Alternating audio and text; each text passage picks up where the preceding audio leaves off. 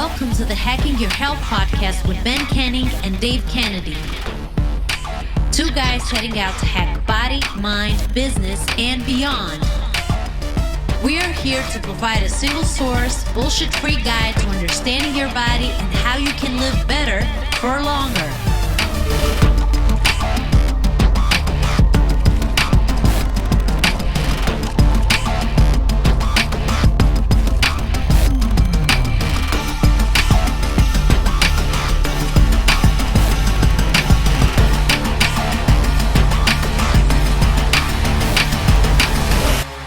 September? Yeah. I don't think so. Well, your talk's on the 29th.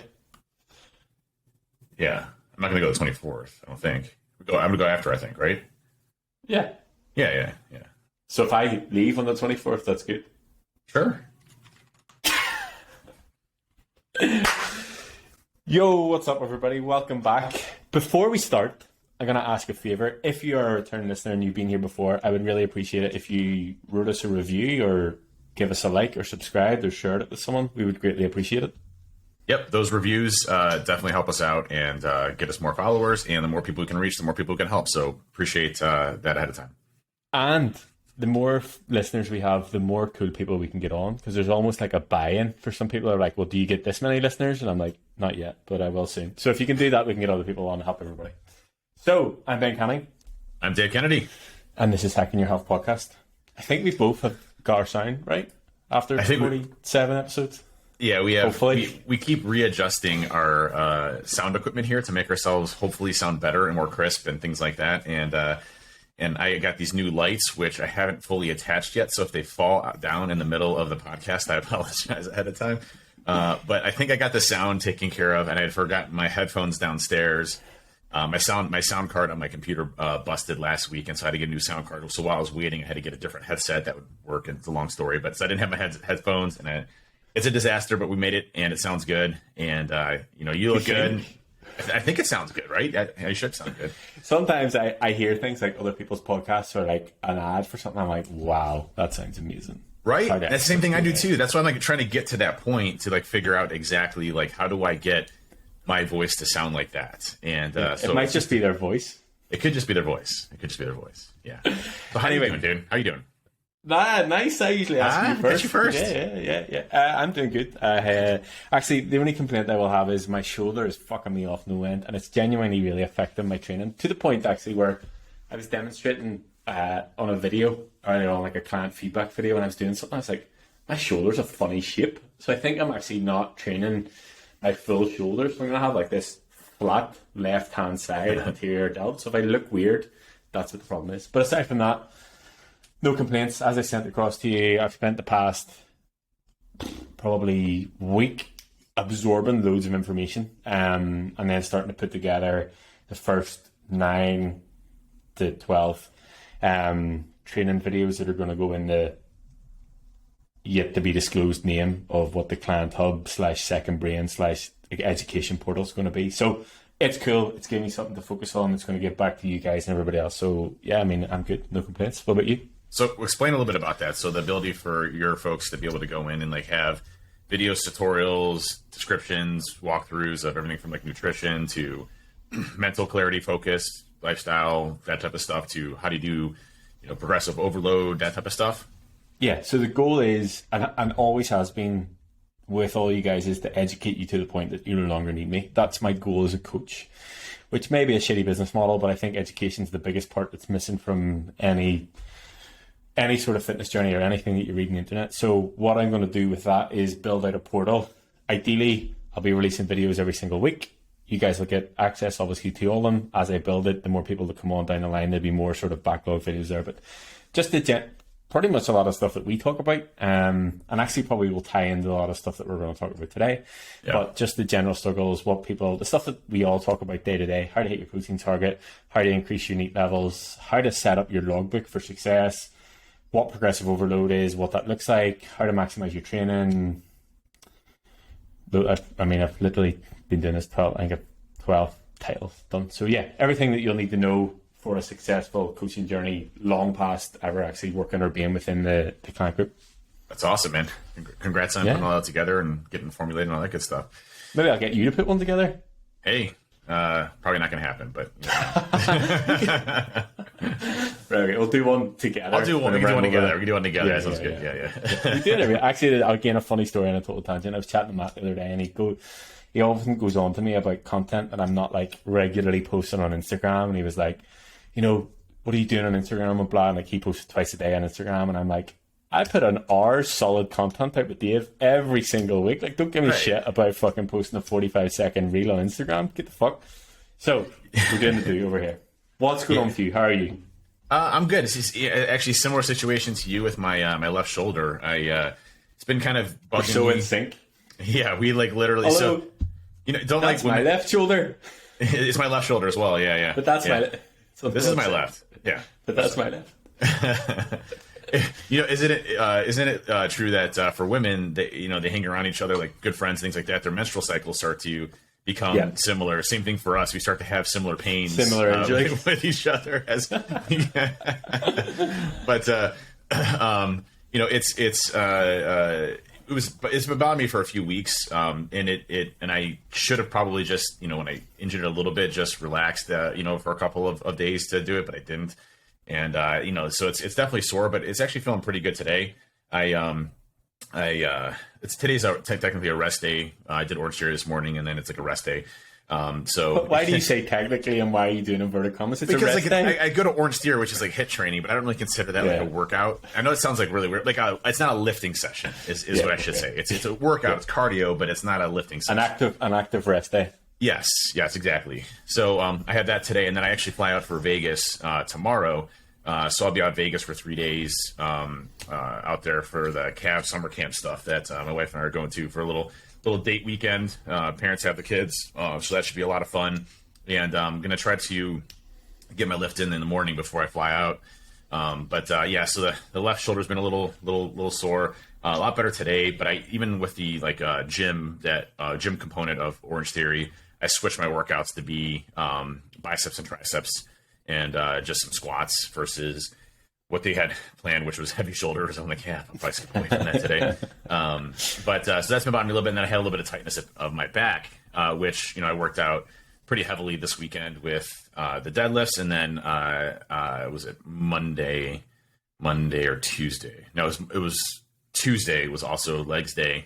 And so I hit my back pretty tight. It's tired. It's not hurt. It's just sore and exhausted, fatigued. So when I'm running, I'm like, oh, I'm so tired. But it was good. I hit a PR today on the rower. And of course, you had to have somebody sit on the rower so that I didn't break the rower.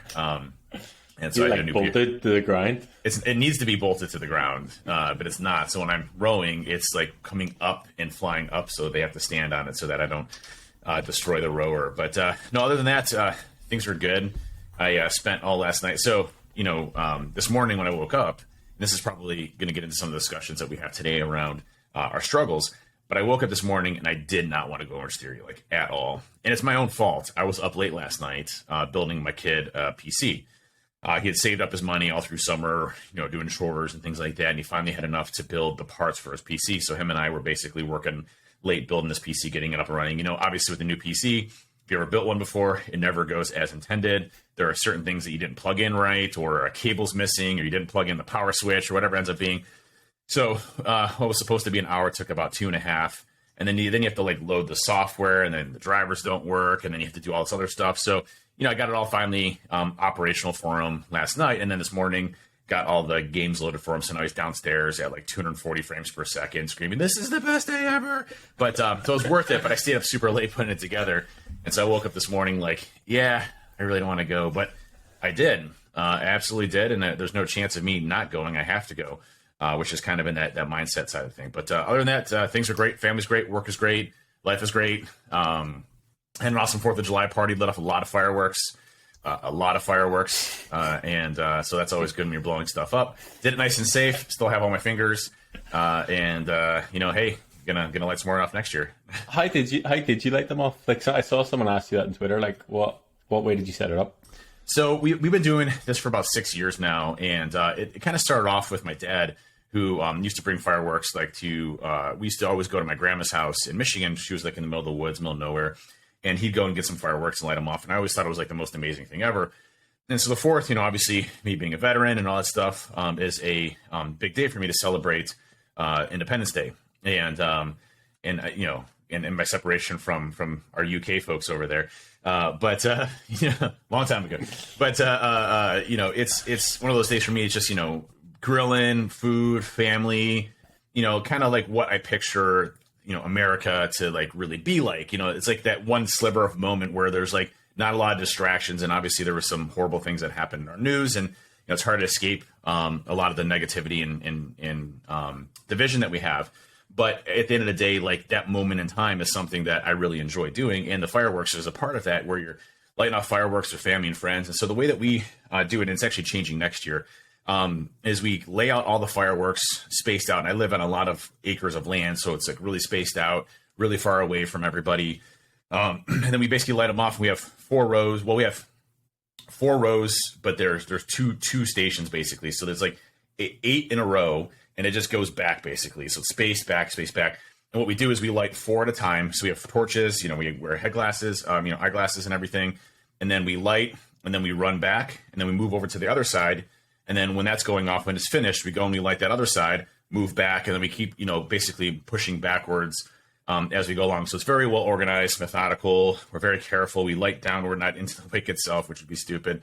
So a lot of safety things that we really focus on. And obviously there's a potential there. But next year I invested in what's called an Ignite fireworks system, which has alligator.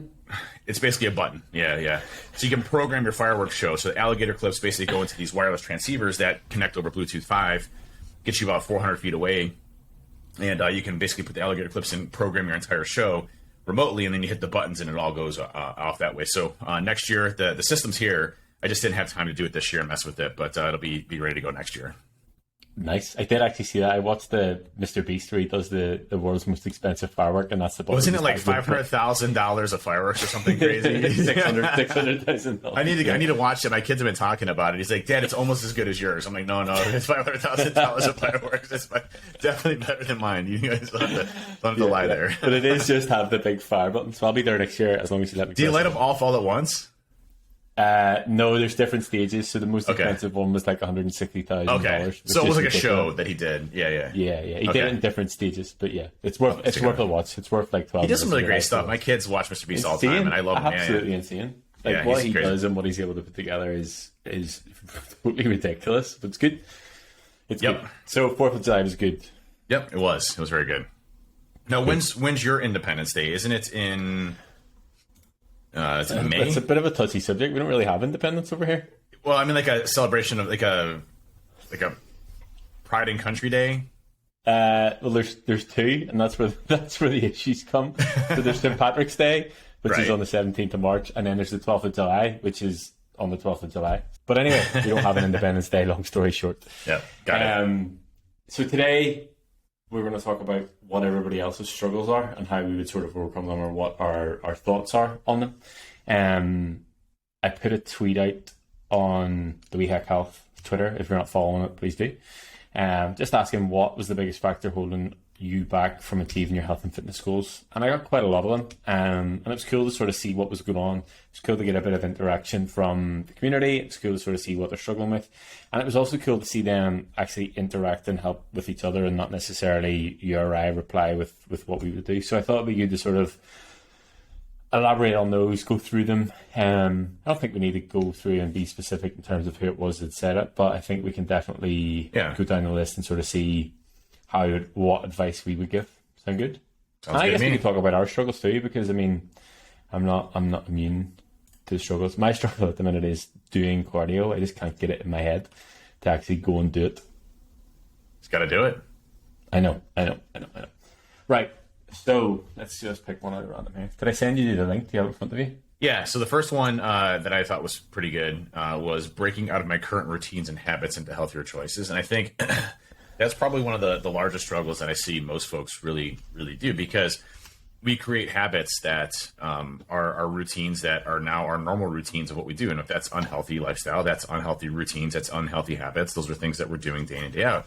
So how do you actually go and break those cycles? And it's interesting because I look at my success now, and I have healthy habits now that I know I can continue to do for a long period of time.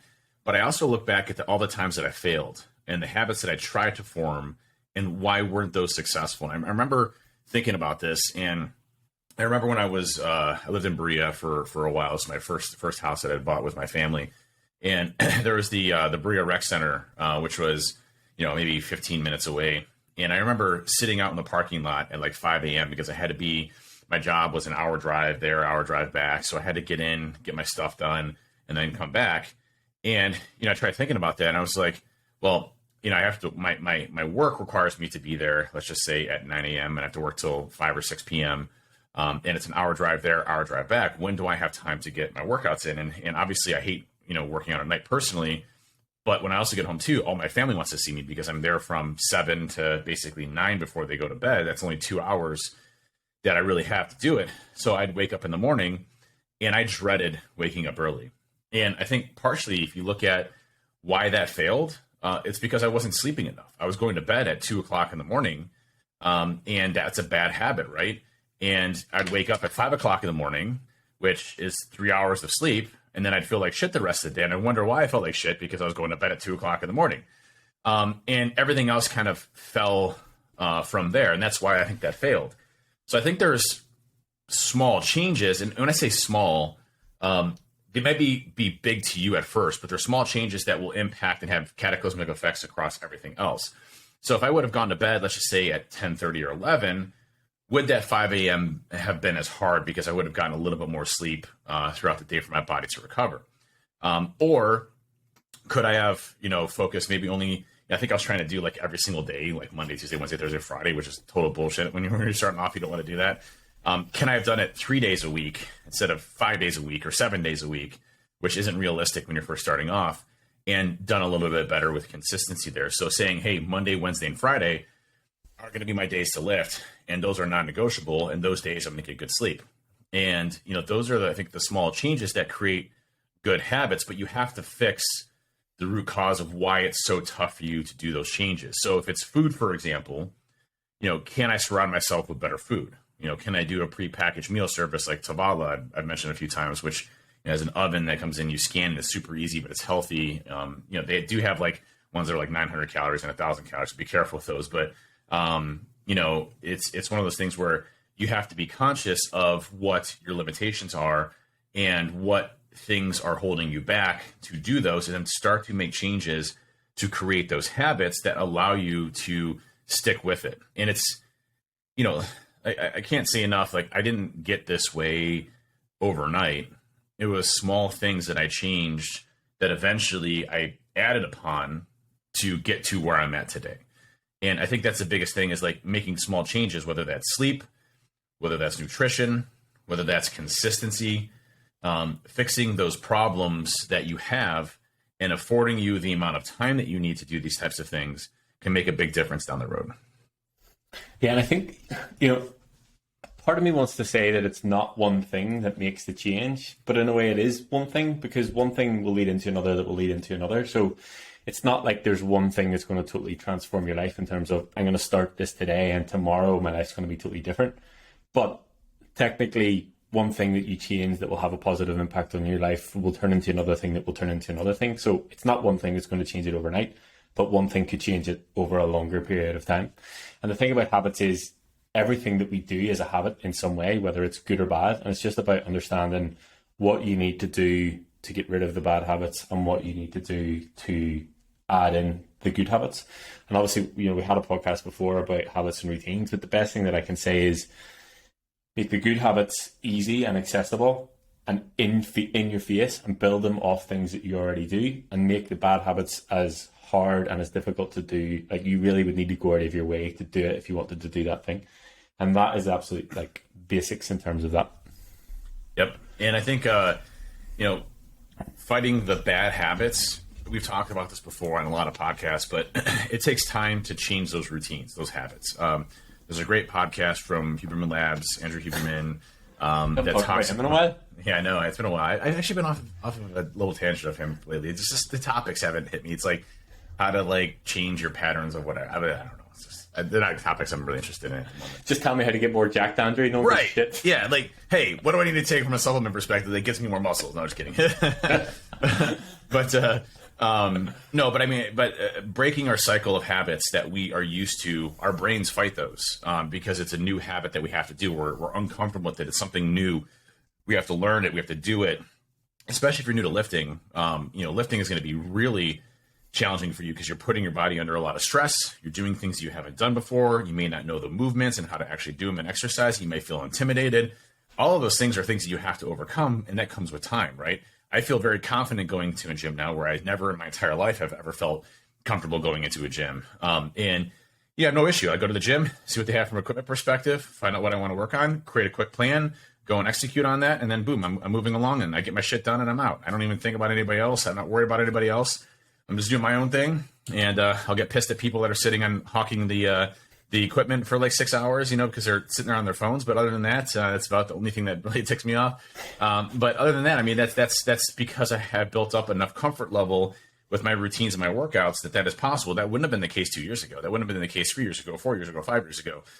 So it's that repetition that makes a big difference. And generally speaking, it could take anywhere between 3 weeks to a few months for that to become kind of second nature for you. And I think that's the fail period that a lot of people really struggle with because they go all in. It's like, oh, I'm going to work out 7 days a week. I'm only going to eat, wheatgrass, shots, the rest of my life. And I'm never going to touch, solid foods ever again. And I'm going to get 70,000 steps and I'm going to run 40 miles. And I'm going to do that all in one day, and that's going to be my routine for the rest of my life. And that's not obviously something that you're going to be able to do.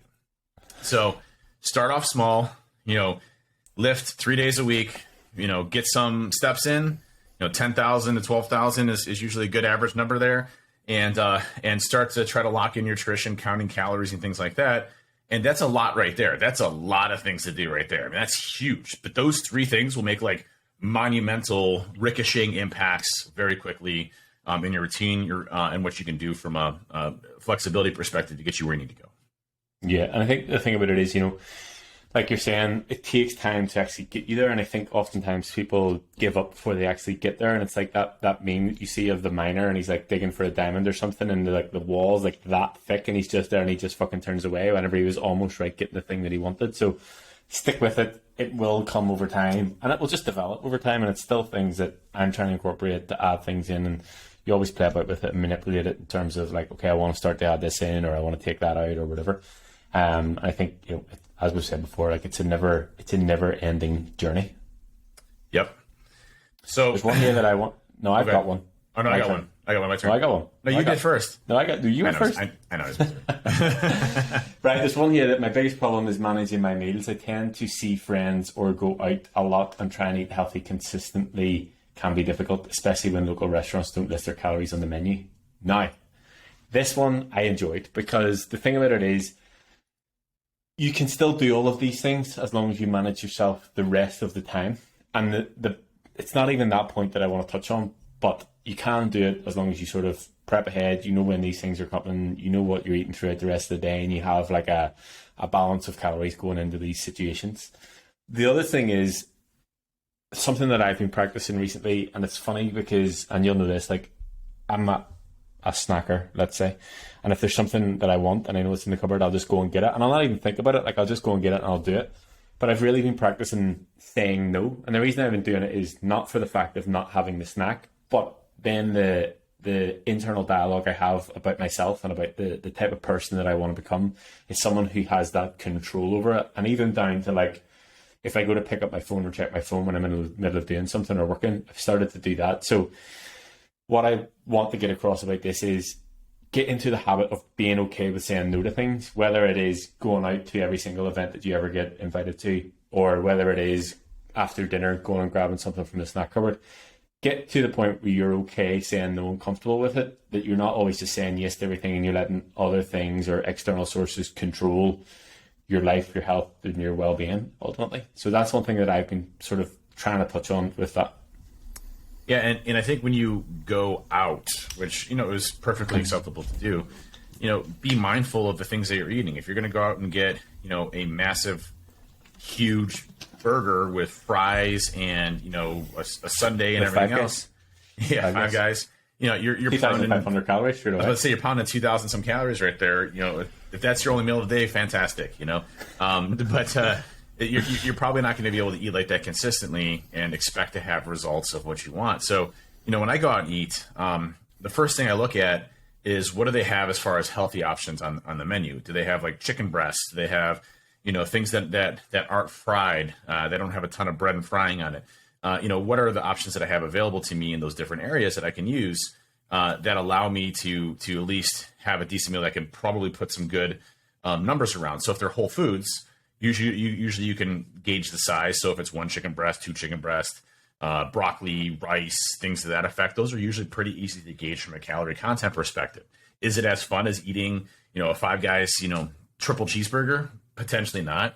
But I feel like shit after I eat a Five Guys triple cheeseburger. So yeah. I'd rather have some chicken breast and rice and broccoli and feel great about that than eating a triple cheeseburger with, you know, and then engorging myself on a milkshake afterwards and feeling like total shit. Now, in stating that, you know, this weekend on the 4th of July party, you know, I was good all week with calories, and you're going to see my check-in on Saturday. I'm not going to see my calories because, you know, I ate like total crap. You know, I had a chicken and steak hoagie. I had, you know, some chicken tacos. I had some root beer float. You know, but you know, that entire day leading up until that, I was great on my macros. I was eating a lot of protein. Everything was good. I was cutting back substantially on carbs because I knew I was going to have a carb-heavy centric dinner, and so, you know, all of that was fine, and I accept that because that's one day versus, you know, consistency across all my other days. Here's the thing that's different between that, though, is I didn't do that the next day or the next day, the next day after that, the day after that. Say I'm going to go back to it eventually, and I never do. I think that's the routine that a lot of people fall into, is like they have one bad day and they're like, fuck it, I'm done. I'll do it tomorrow, and then I'll do it tomorrow. I'll do it tomorrow. I'm still within the week. I'm good. Okay, it's a month. I'm not going to do it anymore, right? And so I think that cycle of telling yourself that it's okay is a problem. And, you know, condoning yourself to do that multiple times. But every once in a while, again, it's not a big deal. But, you know, be cautious of what you're going after eating. A lot of the big restaurants that, you know, are name brands will have calorie counts typically listed on their website. From a nutrition perspective, a lot of restaurants will put calorie counts on the actual menu itself, which I really like. Sometimes you don't know that, though. And so that's why I usually go safer than sorry, go get something that's pretty decent, and then from there, go get something else.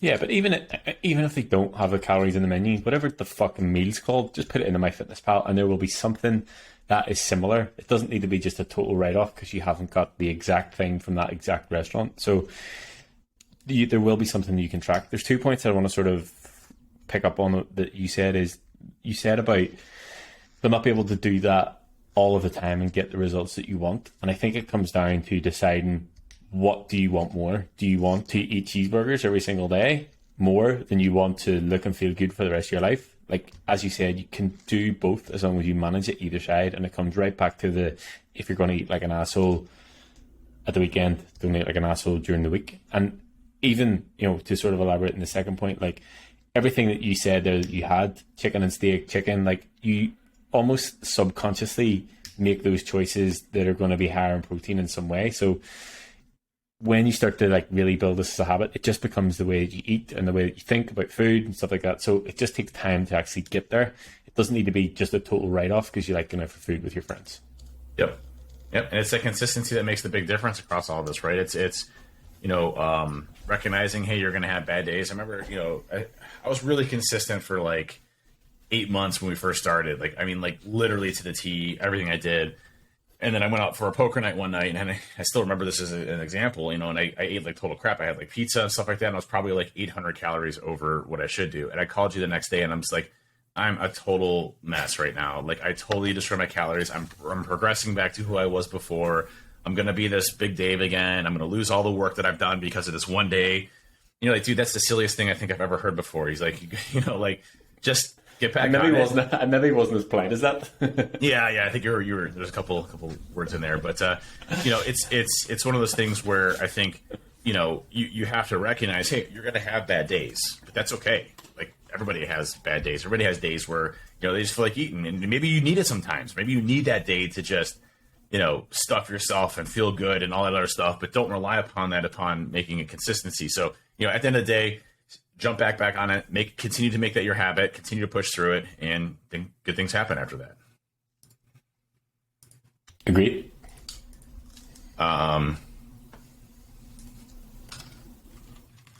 You had one the last time? I did. It was similar to like it was similar to, where's it at? I just lost it. Oh, yes. So it's similar to the one that you just said before. Was eating clean, healthy with the right macros without having to do a ton of meal prep. I'd love to just order custom macro meals and focus on that, but it's costly. I think that's a big one. I can't, when I look at the amount that it takes to purchase those meals that are already pre-prepped and have the macros already pushed out, it's much more expensive to get those than it is to, make your own food and things like that that's healthy. So that often becomes a problem. What do you see from a nutrition perspective that helps you there? So there's another question that sort of ties in with this, and it was about having money to afford 100 grams of protein per day. So both these will sort of tie into each other. And truthfully, I want to call bullshit on both of them, because whenever I first started training, and I posted the pictures of meal prep, whenever I first started training, I was working in the juice bar, obviously. I wasn't making a lot of money, but I was still able to, I still had time, obviously, to prep my food. That was the easy bit. But in terms of affording it, it wasn't an issue. And I actually went to American, I must have went to Walmart or some American store, I don't know, to actually look to see what the price of things was, to be able to see, right, okay, this is how much it actually costs. So on the cost side of things, 130 grams of protein, 4 eggs is $1, 250 grams of lean beef mince is $2.75, and 250 grams of chicken thighs is $1.50. So that's $5.50, I guess. So that'll tick the box from a protein perspective. In terms of the meal prep, I think, again, this is an excuse, because if, say, you eat 4 meals a day, to cook those as you go throughout the day, it's going to take a lot of time. It's going to take a lot of time out of your day. If I went right now and wanted to cook, lunch, dinner, or whatever, it's going to take more time than if I were to cook everything in a batch. And the way that I used to do it was, on a Sunday, I used to eat 5 meals a day. So I used to cook 15 meals Monday, Tuesday, Wednesday. On a Wednesday, I used to cook for Thursday, Friday, Saturday. And I've said this before. And I posted the pictures on Twitter. From what I remember, it was decent food. It was well put together. It ticked every box. It had all the protein. It had all the fats, had all the carbs, had all the veg. Yeah. Everything was sorted for the week. Yeah. It took me between an hour and maximum an hour, 20 minutes. And okay, first time, probably not, because I was trying to fucking work everything out. But whenever you get the order that everything's meant to go in, you can be so much more efficient with your time. So cut the chicken, marinate the chicken, put it in the oven. When it's in the oven, cook the mince. While you're cooking the mince, cut whatever else it is, boil the eggs, start to weigh out the veg. You can do things while other things are happening, and you can cook 15 to 20 meals in the space of an hour. Yeah. If you were to cook 20 meals as you go throughout the week, you're not going to do that in an hour. You're not even close. Yeah, before I did Tovala, which is that prepackaged stuff I talked about before, I'd meal prep for the entire week, and so I would do a combination of both. I'd just go to the store, I'd buy a bunch of steak, I'd buy a bunch of chicken, I'd buy a bunch of rice, I'd buy a bunch of broccoli and veggies, and I would cook it all right there. And it would take me probably an hour or so to get it all done, packaged up, ready to go in the fridge. And each day I would just pick it up, boom, boom, boom, boom, boom, ready to go. I had it all kind of put together and ready to do it that way. But there's also other options you have available too. If you're going to go eat out again, if I'm going to go to P.F. Chang's, which is a Chinese chain here in the United States, which is pretty common across the board. They list all of their calories on there, their macronutrients on there, and they're relatively decent. I know I can get chicken with rice and broccoli. That's 500 calories. 36 grams of protein, 55 grams of carbs. 17, 18 grams of fat. So, and that's a pretty good balanced ratio of carbs to fats to protein. So again, if you need a quick thing on the pinch, there's some great places to go to, like Subway, for example. You can eat pretty good. Chipotle, you can eat very good. Chipotle, rice, chicken, fajitas. Don't throw a bunch of, cheese and sour cream and, the tortilla wrap, which I think the tortilla wrap alone is 500 calories. So, just be careful what you eat. But there are options that if you need it in a pinch or you're traveling or things like that, you can go and get those types of things as well. So if you don't need to, if you didn't meal prep, there are other options you have available to you. But I also know that, like, in a bind, what I also do is a lot of times for lunch, if I'm in a hurry, I buy these wheat buns, which wheat buns are 120 calories, and I get off the bone chicken deli meat, which is like not loaded with all of the sodium and everything else, the nitrates and stuff that they throw into it. And then I throw, a piece of cheese on there, and then I load it with a ton of turkey. And then I hit that in the microwave for a few seconds to make it a little bit warm, throw some pickles on it, throw some mustard, and boom, I have, a 400 calorie, 50 grams of protein, 30 grams of carbohydrates ready to go for me.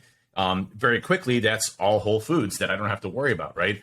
And that takes like literally 15 seconds for me to prep, right? And so it's like those quick options that you have available too. You just have to be conscious of when you're going into the food store and what you're picking up. Like, when I go to the food store, I know each aisle I'm going to, what I'm going to get. I get protein waffles, which, are high in protein, that I like to have a good mix of carbohydrates and proteins. I get cottage cheese with pineapple, which I like the taste of. I get, Greek yogurts. I'll get beef jerky. So if I'm in a bind, I can eat some quick beef jerky, which is usually anywhere between 20 to 40 grams of protein. So you can get this in other locations, and, things that can be quick if you need to, if you didn't do the meal preps prior. But, again, getting into a routine of meal prepping, it's not that hard. Again, you can literally pop it together within, an hour, and you have it for the rest of the week. You're all set.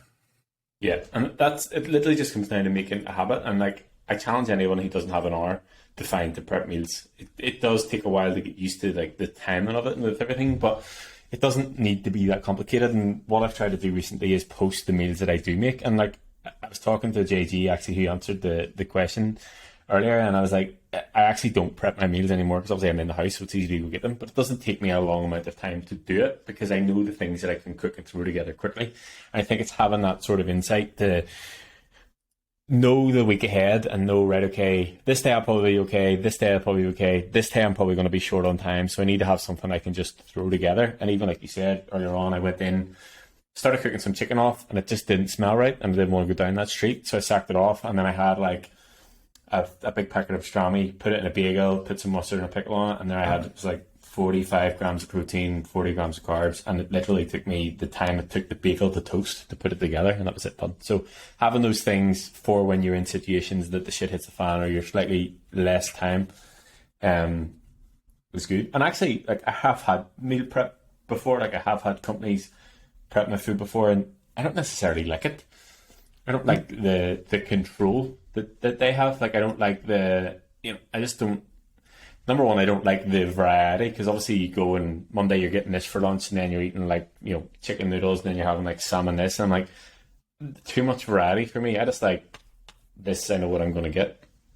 Yeah, it's interesting. For the meal prep stuff, I've had quite a few of them before in the past. And I like them at first, but then it becomes like repetitive of the type of food that they have, and I start eating it over and over and over and over and over and over again. And I start to dislike the meal service, so I switch to a different one and those types of things. There are really cool, like HelloFresh, those types of ones that come with it all pre-packaged, but you still kind of have to cook it, so it takes like a half hour to kind of cook your meal for dinner. We do those, so like I usually use the tamales for lunch, and then dinner I'll cook, like a 30-minute dinner for my whole family. Or smoke something on the grill or whatever.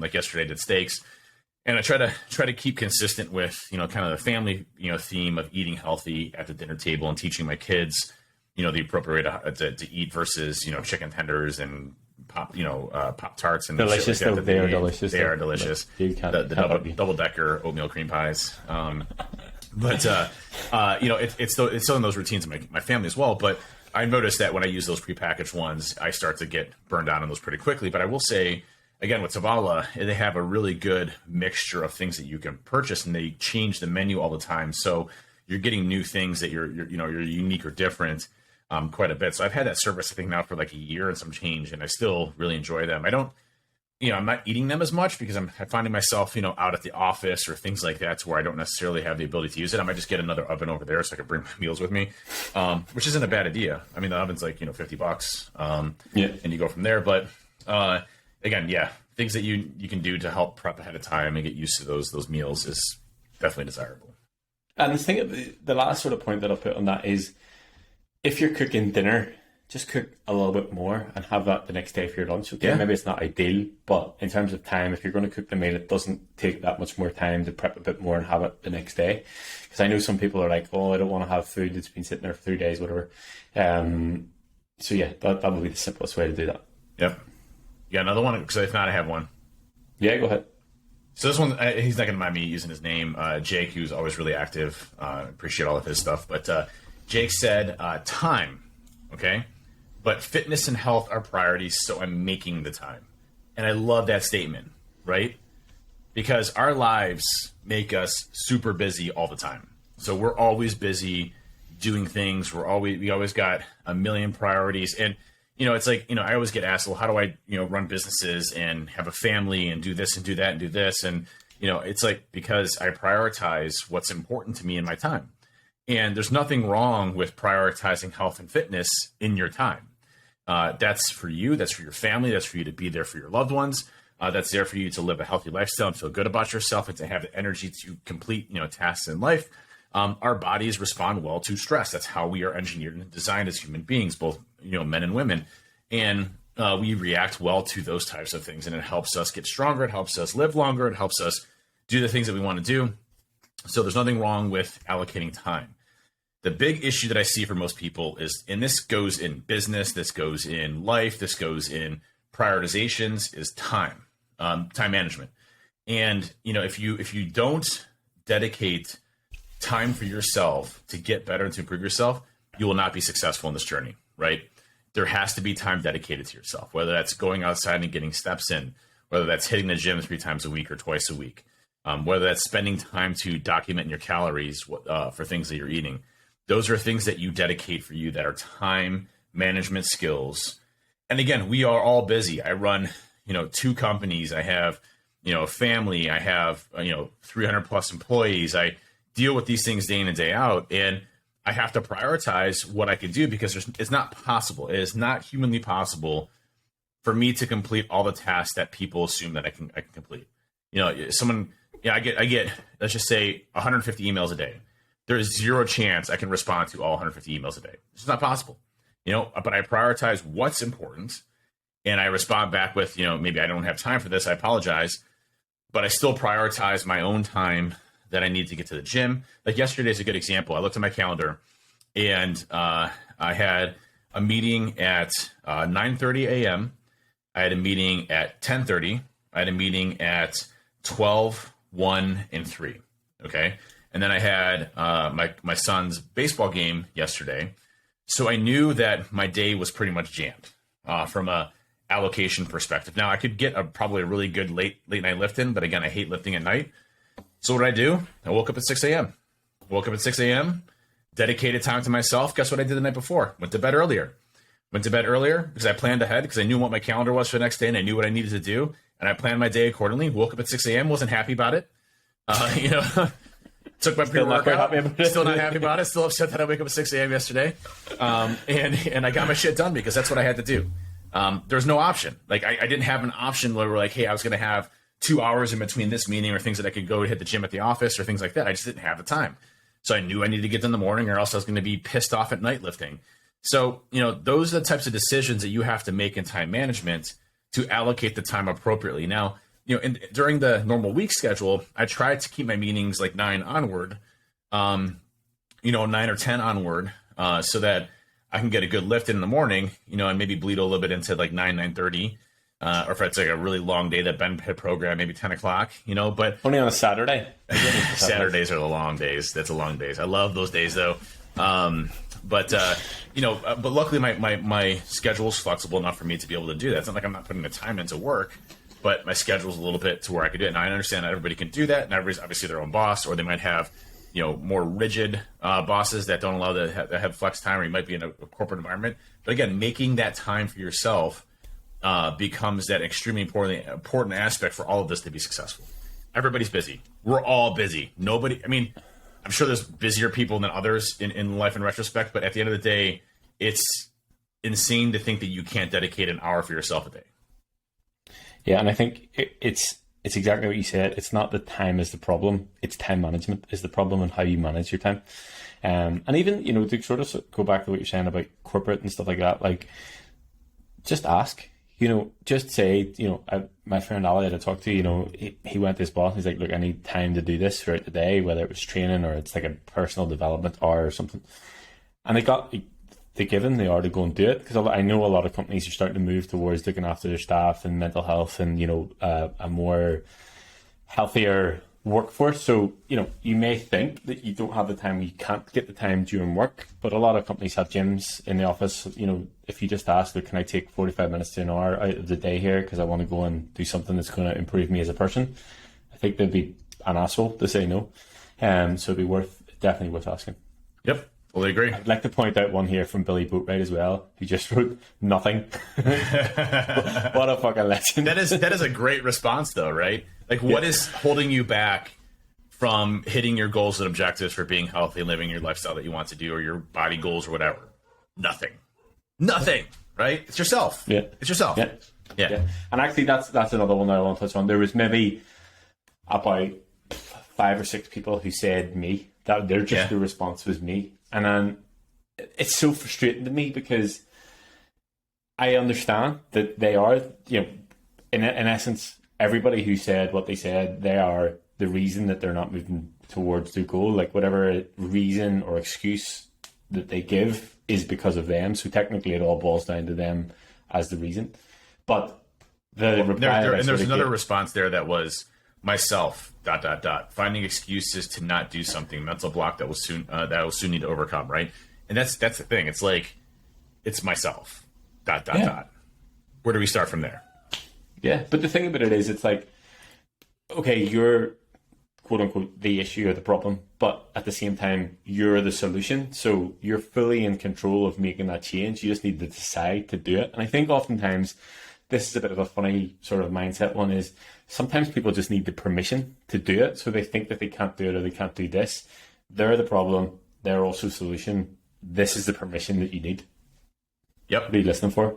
My kids, they were out there screaming. So if you hear kids screaming in the podcast, they weren't murdering each other. They were actually excited and having fun. And I just told them I'm on a podcast, so stop having fun, which, is great of me as a dad to do. Nobody's allowed to have fun at this time. You cannot have fun right now. Let's go have fun somewhere else. Not right at my door. Have fun quietly. Have fun quietly, ...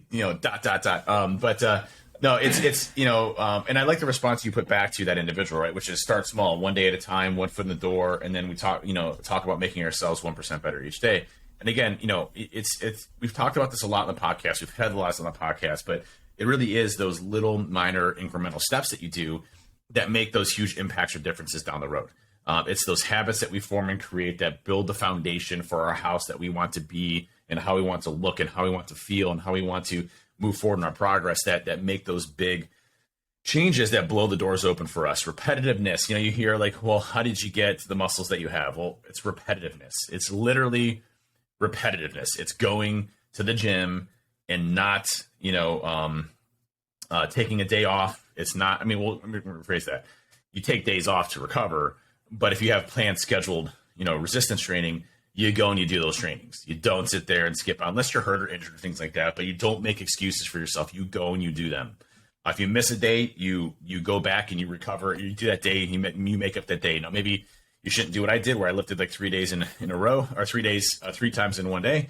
Not smart, but I didn't take your advice either. You did not take my advice that day? So, no. So the issue, or the question that I had for Dave last week was, on the day that I was meant to train, it was meant to be my push day, which is obviously our favorite day, but I pushed all my sessions back, and to try and sort of re-establish the right days and being in the right order, because I'd missed a couple of days. So I was technically meant to do leg day in terms of the order, but the day was push day. And that would have put me back in the order: push day, pull, and then legs again on Sunday. So I was like, Dave, what do you think you should do? And he goes, just do both. Like, no, that is not the right advice. That is not what you're supposed to do. And in my fairness, I said it's absolutely the wrong thing to do. But you should do it. Would not recommend. But you should do it. It would not recommend, but you definitely need to do it. This is a terribly idea. You should do it. You should definitely do it. Yes. So I didn't take your advice. Oh, that's a shame. But Yeah, so I think those are all good things. Again, starting small, moving up from there, and then being able to really try to push yourself down the road is a big thing. And another person that wrote new goals, right? New goals are really tough to establish and keep consistent to. And I think it's important to recognize that, hey, how long did it take you to get to these unhealthy habits, in your life? So it's going to take time to get you out of the unhealthy habits to new habits, and then build those habits up to where it starts to have a major impact in your physique, how you feel, your energy levels, everything else. But some of these changes, if you start doing sleep right away, you start getting, 6.5+ hours, 6 to 6.5 hours plus of sleep a day, and you're only getting 4 or 5, you're going to notice a substantial change in how you feel, brain clarity, fog, stuff like that. It's going to be a big difference for you as you start to go along. So there are small changes that can have large impacts in your success in this and how you feel. But a lot of times the small changes, like, especially if it's like, hey, I want to, build muscle and lose fat. Well, just to be perfectly frank, building muscle takes an ass ton of time. Our bodies produce muscle at a extremely slow rate. And so it takes a long time to build muscle, but you are building muscle, which is a great thing. So building muscle and eating healthy and shaving the fat off is a great thing, but it takes time to get there, right? And I'm in that awkward spot where, and we talked about this in the last podcast, which is I want to be bigger, right? In the same way, Ben, you want to be bigger. So we have to put on as much muscle mass as we can, but we're not going to be as relatively lean as we want to be during that period of time, because we want to push. Now I could do it slower. I could say, hey, I'm good where I'm at now. Going to cut this down, and then I'm going to slowly build muscle over time. Yeah, screw that. I want to be stronger. So, I want to grow as much muscle as I can. Actually, so. the funny thing about it is, at the minute, I'm actually getting smaller. You're at a deficit. So yeah, it sucks. It sucks so bad. And I saw your abs popping out there. That one picture you sounds like, yeah, look at his abs. Yeah, they're there. We do see them in 6 to 8 weeks. It's by my seat as well. And it's funny, it's a point that I say we want to touch on as a bit of a tangent, like focusing on weight and why it sucks. And this is the opposite of your sort of thought process. Obviously, your thought process up until we rewired it was you want to be lighter, and then when it started going up, it sucked. For me, I spent so long trying to get to 220 pounds or 100 kilos, depending on where you are in the world. So long. And I have maintained in and around or above 100 kilos probably for about 18 months, maybe more. Like I would say that would be my general walking around weight without having to really do anything, which is cool for me because obviously it took me so long to get there. But now that I'm in a deficit and it's coming down, as soon as I went below the 100 kilos, I feel like skinny Ben again. Like I feel like I'm that skinny person again. Obviously I'm not. That's why I sort of got those photos to compare. But it's funny, the sort of psychological thing and just a number, like going from 100, which is obviously 3 digits, to 2 digits again. This morning I was 98. I would say I'll probably get down to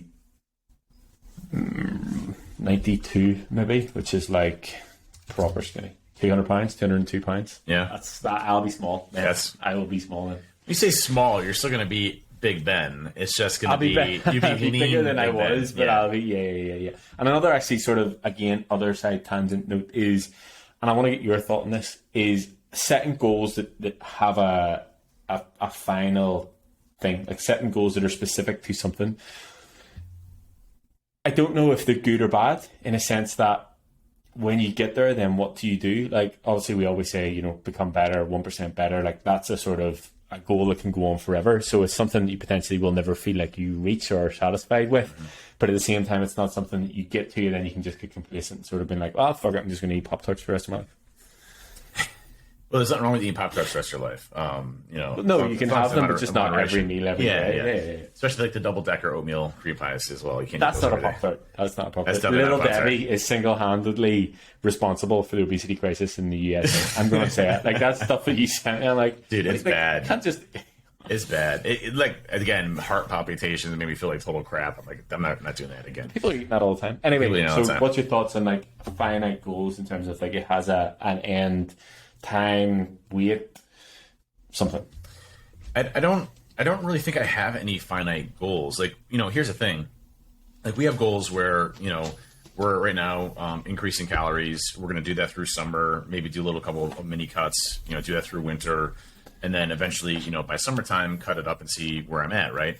But that's just a goal. That's a goal. We have a finite time of when that's going to happen, but it doesn't mean that that's not going to continue and be different as it goes along. So I think if you have finite goals, it should be something that continues maybe in a different form down the road. You're never finished with what you're doing, right? You know, if your goal is to lose 20 pounds, okay, great. What after that? What comes after the 20 pounds, right? And I think that's the diet culture I run into is the issue in this, because you see, okay, hey, if you go on this diet, you're going to lose 10 pounds in 2 weeks. Well, that's great, but what do you do after that? You're going to go right back to eating shit. Put on 15. You're going to put on 15. In a week. And that's what I used to do all the time. And so, you know, you have to have goals of, okay, if I'm going to lose the 15 pounds and I'm going to do the work and agony and pain of losing 15 pounds in 2 weeks, you know, what am I going to start doing afterwards to ensure that I either stay consistent with losing, or if I'm good there, which, you know, nobody's going to be good with just losing 15 pounds and you think you're good at that point if you're already in a position, you know, what do I do to make my lifestyle change different so that when I come off of this, it's successful? I think that's like the big difference between success versus short-term goals, is that you have to have the long-term gain in mind, right? You have to understand what is happening in your body, how it's transitioning, and being able to move differently because of that. And that's one thing that I really appreciate working with you, is you help me navigate those situations where I'm like, I'm in a confused spot where I'm like, hey, you know, I've noticed I've been gaining weight. Well, yeah, you're gaining muscle. I'm like, oh, that's a good point. You know, but I would never push myself there. I'd be like, oh, I hit a certain number in my head. I'm done, right? Like, I can't go any further than that. Well, no, like, who says, you know, 200 is perfect for 6'4" when you're putting on muscle mass? Well, no one, right? You know, you want to keep growing that. Eventually, if you want to have double the size of muscles, where's that muscle going to go? It's going to go in weight. So, you know, having a long-term guide that changes along with how your body changes, I think is important. And it's always, I think, you know, it's a refinement, right? It's refining those goals, saying, well, hey, when I lose 15 pounds, you know, I'm going to drop another 10 slowly over time by eating the right way. Okay, cool. That's a good goal.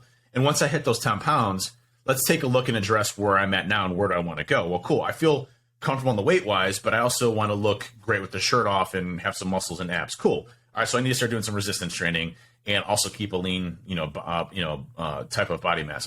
Cool. So those goals change over time. They're never finite or done.